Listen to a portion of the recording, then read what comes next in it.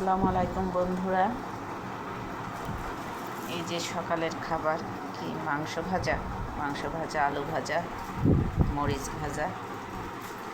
সকালের অবশ্যই এটা না, দুপুরের লাঞ্চের খাবার, তাই না আপা? দুপুরের লাঞ্চের খাবার। এই যে ভাতের পাতিলে ভাত দেখছেন, ভাতের পাতিলটা কত সুন্দর। রান্নাগুলো দেখাতে পারি নাই।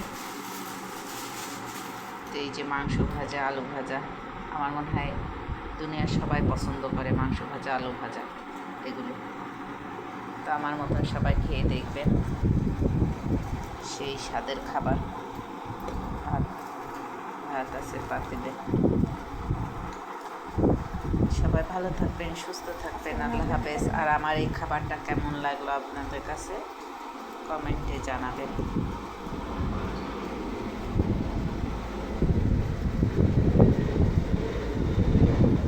ছোটোখাটো সংসার, কত ঝামেলা, এটা সেটা করতে যাই যে বেলা।